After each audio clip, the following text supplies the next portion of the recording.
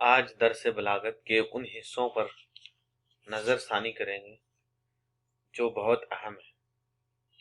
درس بلاغت میں علم بیان، علم بدیع، علم عروض، علم قافیہ، یہ تمام چیزیں بہت اہم ہیں۔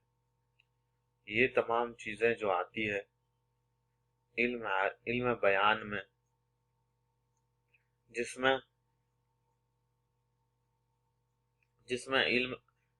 میں تشبیہ، استعارہ، مجاز مرسل، کنایہ اہم ہے، اور یہ آپ کو دوسرے ویڈیو میں سمجھا دیے ہیں، لیکن اس میں وہ چیز استعمال کریں گے جو زیادہ پوچھا جاتا ہے ایگزام میں۔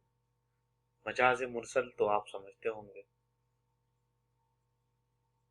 کل کہہ کر یہ مراد لینا جب کسی لفظ کے حقیقی معنی کے بجائے کسی قرینے کی بیان کی بنا پر اس کے مجازی معنی میں استعمال کیا جائے، اور حقیقی اور مجازی معنی میں تشبیہ کے علاوہ کوئی اور تعلق ہو، مثلا کل اور جز کا سبب، مسبب کا یا ظرف اور مظروف کا، تو اسے مجاز مرسل کہا جاتا ہے۔ یاد رہے، اگر حقیقی اور مجازی معنی میں تشبیہ کا تعلق ہو تو اسے استعارہ کہتے ہیں۔ مجاز مرسل کی مثال: جب ہاتھ اس کے نبض پر رکھا طبیب نے محسوس یہ کیا کہ بدن میں لگی ہے آگ۔ اس میں ہاتھ یعنی کل بول کر انگلیاں یعنی جز مراد لی گئی ہے۔ کنایہ لغت میں مخفی اشارہ یا پوشیدہ بات کہنے کو کہتے ہیں کنایہ۔ آگے چلتے ہیں۔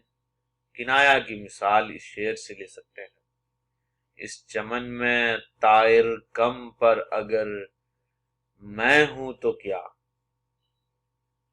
درد ہے صیاد ابھی اور آشیاں نزدیک ہے۔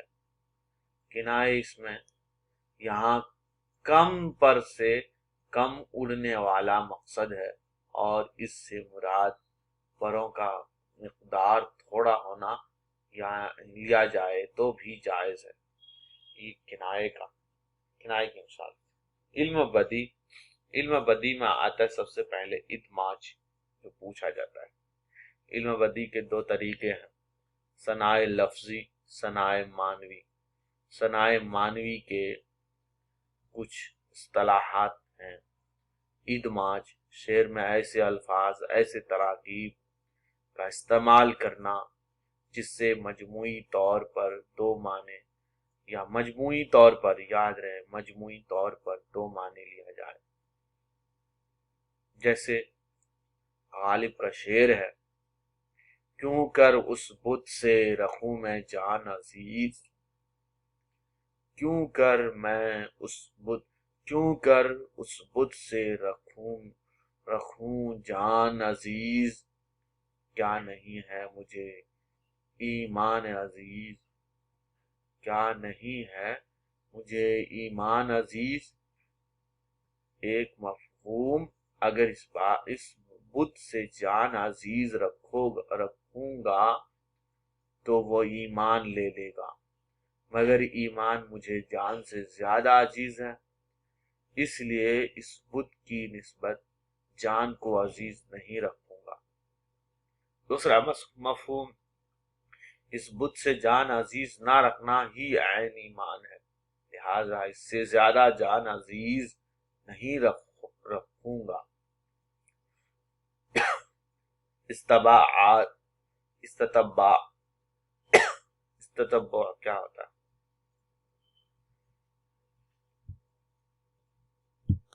استتبع ممدوح کی تعریف ایسے الفاظ میں کی جائے کہ ایک تعریف سے دوسری تعریف بھی از خود پیدا ہو۔ اس کی مثال ہے، سودا کا یہ شعر ہے: زیر راں تیرے ہیں وہ تو سن چالاک کہ تو چھیڑ دے ایک ذرا اس کو جو وقت صف جنگ، یوں کرے چست کے جیسے سر میدان نبرد منہ سے اڑ جائے حریفوں کے تیرے خوف سے رنگ۔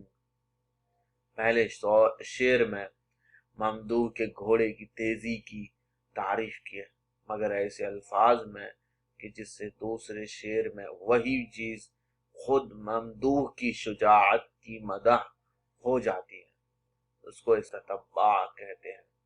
پہلے شعر میں زیر راں تیرے ہے اور تو سن چالاک کہ تو چھیڑ دے ایک ذرا اس کو جو وقت صفِ جنگ ہے، یوں کرے چست کہ جیسے سر میدان نبرد منہ سے اڑ جائے حریفوں کے تیرے خوف سے رنگ۔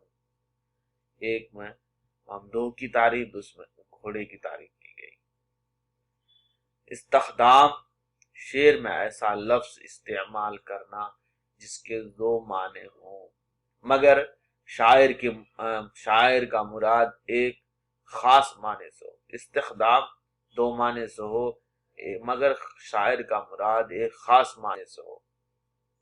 ایہام بھی اسی طرح سے ہوتا ہے، اور ادماج بھی۔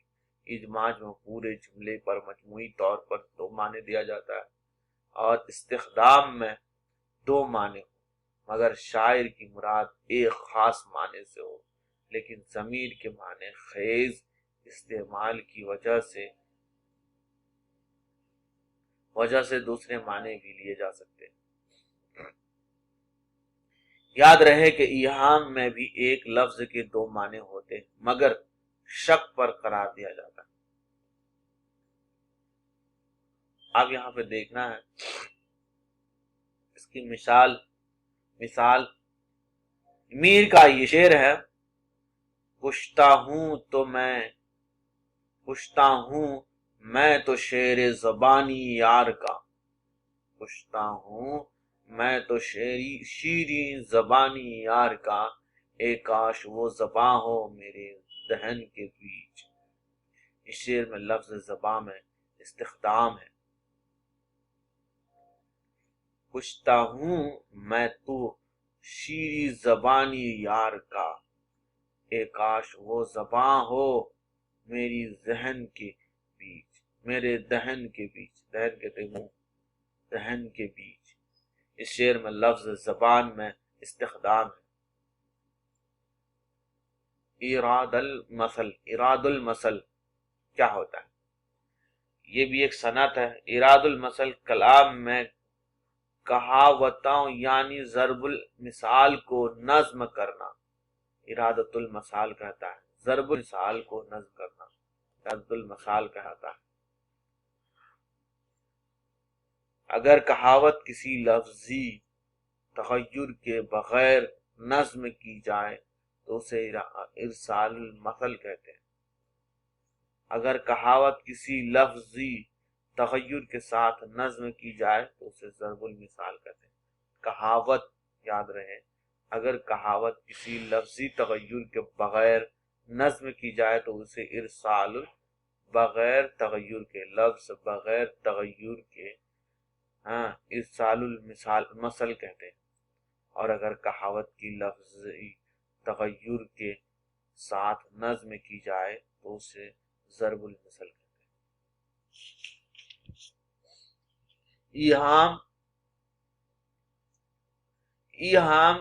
ایہام کے لفظی معنی وہم میں ڈالنے کے ہیں۔ ایہام سے مراد ہے کہ کلام میں کوئی ایسا لفظ لایا جائے جس سے سننے والا تھوڑی دیر کے لیے وہم میں پڑ جائے۔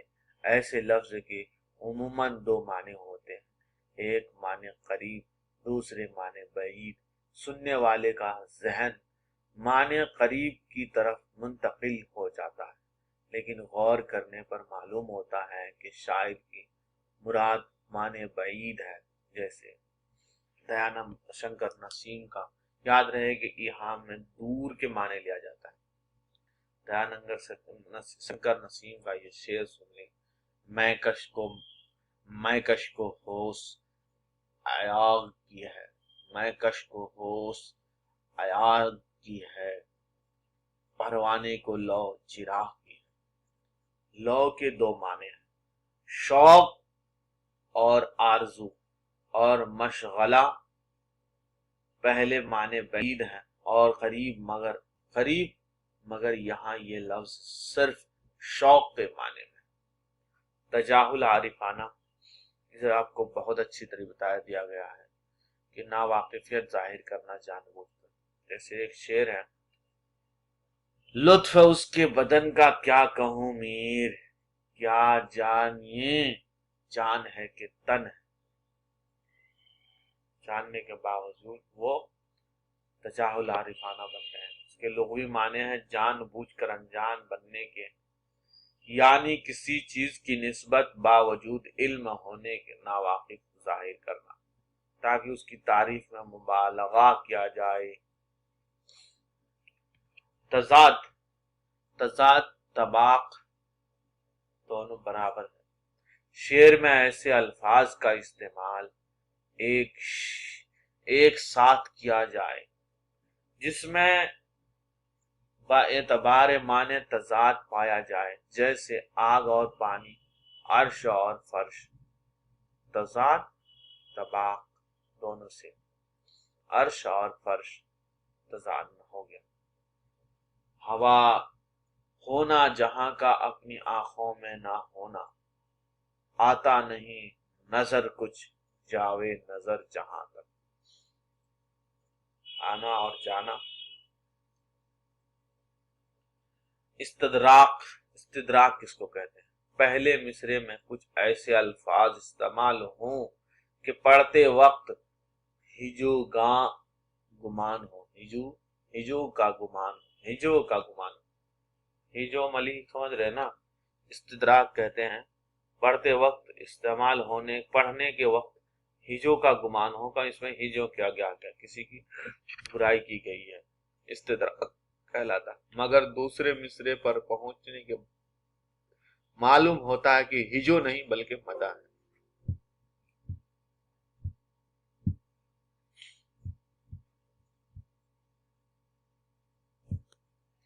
استدراک، پہلے مصرے میں کسی ایسے الفاظ استعمال ہو کہ پڑھتے وقت ہجو کا گمان، مگر بعد میں پتہ چلتا ہے کہ وہ مدح تھا۔ اگر ہے سہو کو کچھ دخل حافظ میں تو یہ، نہ اپنا یاد ہے احسان اور کی تقصیر۔ ٹھیک ہے، استدراک سمجھ میں آ گیا۔ پہلے ہجو معلوم ہوتا ہو، دوسرے مصرے سے تاریخ معلوم ہوتا، ہجو کہلاتا۔ تلمیح تو سمجھ میں گئے ہوں گے کسی تاریخی بات۔ تنسیق الصفات، ممدوح کی صفات کا ذکر ترتیب وار کرنا، یہ ثناء لفظی میں بھی شامل ہے۔ ثناء لفظی اور دونوں سیم۔ حسن تعلیل، یاد رکھیں حسن تعلیل کو، تنسیق و صفات کو ثناء لفظی بھی کہتے ہیں۔ شعر سنیے، خوش خرام و خوش اندام و خوش لگام، خوش خود و خوش خرام و خوش اندام و خوش لگام، گل پوش و تیز ہوش و سمن گوش و سرخ فام۔ انیس کا یہ شعر ہے۔ بوسا لیتا ہے جو منہ چڑھ کے برابر گیسو، کتنا گستاخ ہے بے پردہ ہے خود سر گیسو۔ تنسیق الصفات و ممدوح کی صفات کا ذکر ترتیب وار کرنا، پہلے بوسا لینا، پھر منہ چڑھ کر برابر گیسو کو چومنا، کتنا گستاخ ہے، ایک دم ترتیب سے دے رہے۔ تنسیق الصفات، صفت کو تنسیخ میں کرنا۔ سوال حسن تعلیل، یہ شعر ہے شہریار کا حسن تعلیل پر۔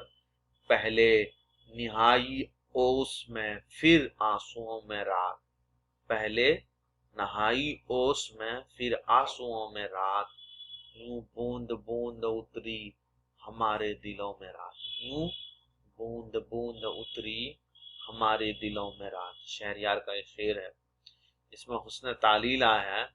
حسن تعلیل کے معنی ہیں